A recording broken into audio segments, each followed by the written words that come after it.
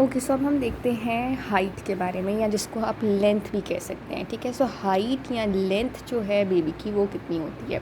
सो average height या length at birth that is about 50 centimetres. ठीक है, सो कितनी है, that is 50 centimetres at birth.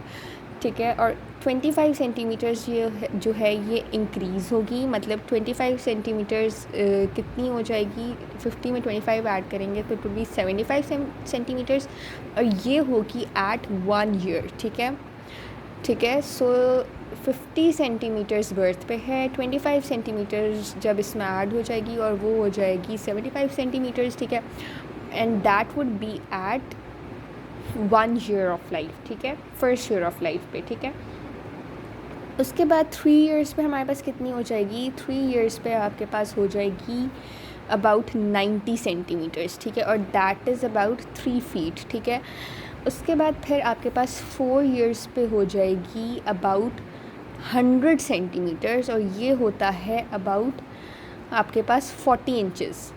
ठीक है, सो मैंने आपको क्या बताया, बर्थ पे आपके पास हाइट इज़ 50 सेंटीमीटर्स, इसमें आप 25 सेंटीमीटर्स ऐड करेंगे तो that would be 75 centimetres, and 75 centimetres height होती है 1 ईयर ऑफ लाइफ पे। ठीक है, यानी फर्स्ट ईयर ऑफ लाइफ पे बच्चे की हाइट इज़ 75 सेंटीमीटर्स। तो ये बहुत इंपॉर्टेंट है एमसीक्यूज़ के पॉइंट ऑफ व्यू से भी। ठीक है, कि बर्थ पे 50 है और 1 ईयर पे 75 सेंटीमीटर्स है। 3 ईयर्स पे आपने याद रखना है कि 90 सेंटीमीटर्स होगी। ठीक है, देन 4 इयर्स पे आपके पास 100 सेंटीमीटर्स होगी। ठीक है, उसके बाद एडल्ट हाइट जो है that is likely to be twice the height at the age of 2 years. 2 years पे जितनी भी हाइट होगी बच्चे की, उसकी ट्वाइस जो है that would be the adult height of that individual. ठीक है, then after 4 years of life क्या होता है कि जो हाइट है that increases by 5 centimetres per year. ठीक है, टिल द ग्रोथ स्पर्ट। ठीक है, क्या मैंने आपको बताया है कि 4 इयर्स के बाद, यानी आफ्टर 4 इयर्स। ठीक है, 4 इयर्स तक कितनी थी, 100 सेंटीमीटर्स। आफ्टर 4 इयर्स आपके पास 5 सेंटीमीटर्स पर ईयर हाइट जो है वो बढ़ेगी टिल ग्रोथ स्पर्ट। ठीक है, टिल ग्रोथ स्पर्ट आपके पास हाइट जो है वो बढ़ती जाएगी up to 5 centimetres per year.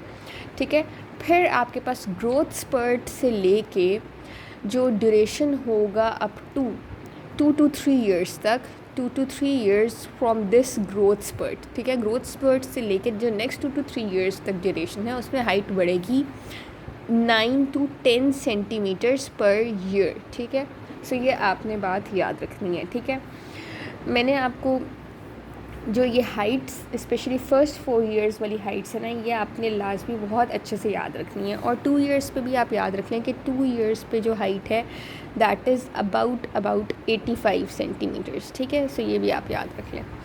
Next आपके पास आ जाता है हाइट के बाद हेड सर्कमफेरेंस। ठीक है, हमने क्या क्या देख लिया, हमने वेट देख लिया और हमने हाइट देख लिया। अब हम देखेंगे हेड सर्कमफेरेंस। ठीक है, तो हमारे पास जो हेड सर्कमफेरेंस है उसमें आपको बेसिकली क्या करते हैं हेड सर्कमफेरेंस के थ्रू, कि आप एस्टिमेट करते हैं कि बच्चे की कितनी ब्रेन की ग्रोथ हो चुकी है। ठीक है, उस बच्चे की ब्रेन ग्रोथ को एस्टिमेट करने के लिए जो हमारे पास पैरामीटर है दैट इज़ हेड सर्कमफेरेंस। ठीक है, and this basically increases rapidly during infancy. ठीक है, and sometimes the head remains small due to any premature union of skull sutures that can be seen in craniosynostosis. ठीक है, so you should know that basically जो हमारे पास head circumference है that increases rapidly during infancy, but sometimes it may remain small. ठीक है, due to any premature union of skull sutures, and that is basically a condition known as craniosynostosis. ठीक है,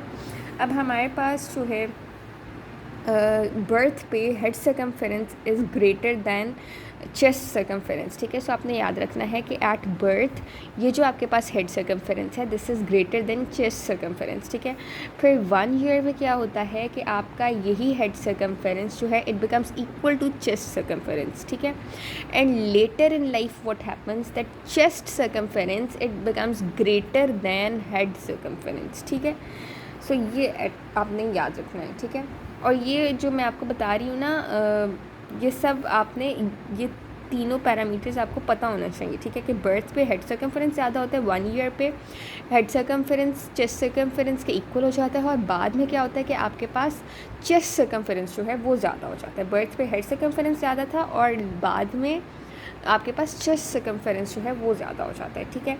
then आपने याद रखना है कुछ एजेस और उन एज पे क्या क्या हेड सर्कमफेरेंस जो है वो नॉर्मली होता है, ठीक है। And this is very important with respect to MCQs point of view as well, ठीक है। सो ये जो अब मैं आपको बात बता रही हूँ ये आपने बहुत अच्छे से याद कर लेनी है, ठीक है। एजेस मैं आपको कुछ पहले लिख के बताऊँगी एंड देन उसकी हेड सर्कमफेरेंस उस एज पे क्या है नॉर्मली वो आपको पता होनी चाहिए, ठीक है। इससे बेसिकली आप जब जनरल फिज़िकल एग्ज़ामिनेशन कर रहे होते हैं किसी भी चाइल्ड का, तो आप बहुत आसानी से जो है वो पता कर सकते हैं कि whether the patient has a normal growth status और इज़ ही malnourished और व्हाट इज़ द केस, आप बहुत अच्छे से जो है वो एस्टिमेट कर सकते हैं। सो हेड सर्कमफेरेंस हम लेंगे इन सेंटीमीटर्स, ठीक है। एज सबसे पहले बर्थ पे देखेंगे, उसके बाद हम देखेंगे एट 3 मंथ्स, ठीक है। देन हम देखेंगे एट 6 मंथ्स, उसके बाद हम देखेंगे एट 1 ईयर, ठीक है। 6 मंथ्स के बाद आप देखेंगे एट 1 ईयर, उसके बाद आप देखेंगे एट 2 ईयर्स, देन आप देखेंगे 3 ईयर्स पे, देन 5 ईयर्स पे, उसके बाद आप देखेंगे 5 to 12 ईयर्स ऑफ एज पे, ठीक है। सो बर्थ पे आपके पास जो हेड सर्कमफेरेंस है दैट इज़ 35 सेंटीमीटर्स, या आपको लाजमी पता होना चाहिए। उसके बाद 1 ईयर पे जो नॉर्मल हेड सर्कमफेरेंस होता है दैट इज़ 47 सेंटीमीटर्स, और ये भी आपको हर सूरत पता होना चाहिए। And this is most oftenly asked in MCQs as well, ठीक है। तो ये दो तो आपको लाजमी आना चाहिए, ठीक है। 35 बर्थ पे हो गया, 1 ईयर पे 47 सेंटीमीटर्स, 3 मंथ्स पे अब हमारे पास होता है 41 एंड 3 मंथ्स पे आपके पास, हाँ जी, 41 है। उसके बाद 6 मंथ्स पे हमारे पास आ जाता है ये 9 लिख देते हैं यहाँ पे 6 मंथ्स, ठीक है। सो मैंने आपको बताया 3 मंथ्स पे 41 है, 6 मंथ्स पे आपके पास है 44 सेंटीमीटर्स, एंड जो 9 मंथ्स है ना, 9 मंथ्स पे आपके पास कितना हो जाएगा, दैट वुड बी 46 सेंटीमीटर्स। उसके बाद फिर 47 मैंने आपको बता दिया 1 ईयर पे हो जाएगा, ठीक है। सो बर्थ पे कितना हो गया 35 सेंटीमीटर्स, उसके बाद 3 मंथ्स पे आपके पास 41 है, 6 मंथ्स पे 44 सेंटीमीटर्स है, 9 मंथ्स पे 46 सेंटीमीटर्स है, एंड 1 ईयर पे आपके पास 47 सेंटीमीटर्स है, ठीक है।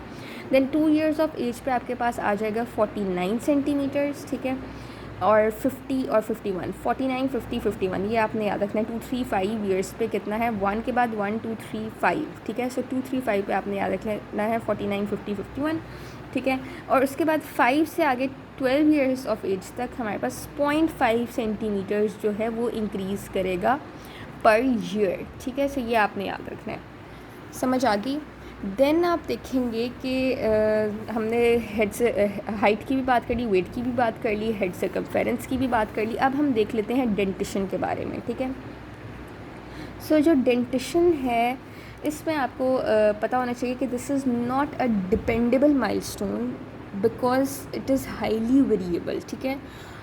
ऑन एवरेज जो फर्स्ट डेसिडुअस टूथ होता है ना किसी भी बच्चे का, that appears on 6 months of age. तो 6 मंथ्स पे आपके पास जो बच्चे का फर्स्ट डेसिडुअस टूथ होता है वो अपेयर होता है, ठीक है।